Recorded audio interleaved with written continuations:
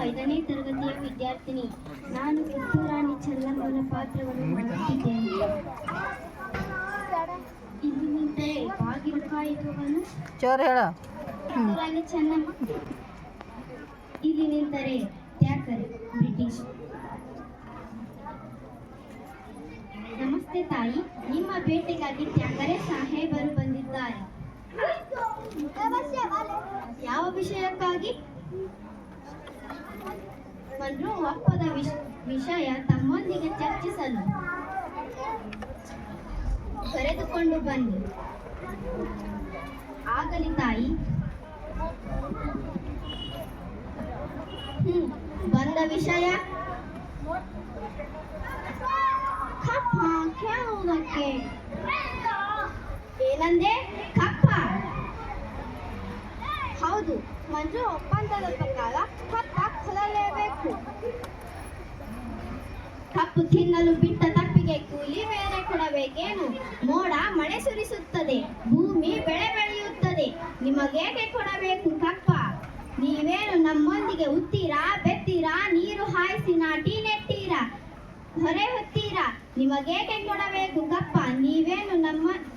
ನೀವೇನು ಅಣ್ಣ ತಮ್ಮಂದಿರೆ, ನೆಂಟರೆ, ಇಷ್ಟರೆ, ದಾಳಾದಿಗಳೇ, ನಿಮಗೇಕೆ ಕೊಡಬೇಕು ಕಪ್ಪ?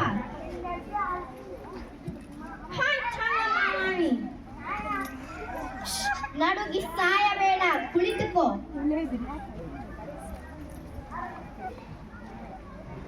ಇಂಥ ಕಷ್ಟದಲ್ಲೂ ಇಷ್ಟೊಂದು ತಲ್ಪವೇ?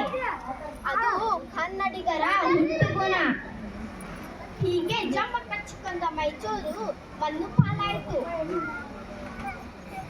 ಅದು ನಿಮ್ಮ ವೀರತ್ವದಿಂದಲ್ಲ, ವಂಚನೆಯಿಂದ. ಮೈಸೂರನ್ನು ಹಾಳು ಮಾಡಲು ಮರಾಠರನ್ನು ಹಾಳು ಮಾಡಲು ಮತ್ತೊಬ್ಬರನ್ನು ಎತ್ತಿಕಟ್ಟಿಕೊಂಡು ಹಿಂದೂ ದೇಶವನ್ನೇ ನುಂಗಲು ನಿಂತಿರುವ ನರಿಯ ಜಾತಿಯವರಲ್ಲವೇ ನೀವು?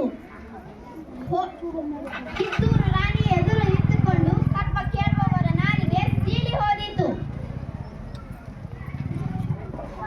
ಇನ್ಸಲ್ಟ್ ರಾಣಿ ಸಾಹೇಬ, ನೀವು ಕಂಪನಿಯ ಕಥನ ಮೀರುತ್ತಿದ್ದೀರಿ. ನಿಮ್ಮ ಕಂಪನಿಯವರಿಗೆ ನಮ್ಮ ನಾಡಿನಲ್ಲಿ ನಿಲ್ಲುವ ಭಿಕ್ಷೆ ಕೊಟ್ಟವರು ನಾವು. ಕಟ್ಟಡೆ ಮಾಡುವ ಅಧಿಕಾರ ನಮ್ಮದು, ನಿಮ್ಮದಲ್ಲ. ಮಂಜು ಒಪ್ಪಂದದ ಪ್ರಕಾರ ಕಿತ್ತೂರಿನ ಮೇಲೆ ನಮಗೆ ಅಧಿಕಾರವಿದೆ. ಏನಂದೆ? ಕಿತ್ತೂರಿನ ಮೇಲೆ ನಿಮಗೆ ಅಧಿಕಾರವೇ? ಕಿತ್ತೂರೇನ ನಿಮ್ಮಪ್ಪ ತಂದಿರು ಕಟ್ಟಿದ ಆಸ್ತಿ ಏನು? ಎಂಜಲು ನಾಯಿಗಳಿಗೆ ರೊಟ್ಟಿ ಚಲ್ಲಿ ಅಂಜದೆ ಮನೆಯೊಳಗೆ ನುಗ್ಗಿ ಕೊರಳು ಕೊಯ್ಯುವ ಸ್ವಭಾವ ಕನ್ನಡಿಗರದಲ್ಲ. ಹೋಗು, ನಿನಗೆ ಜೀವದಾನ ಮಾಡಿದ್ದೇನೆ.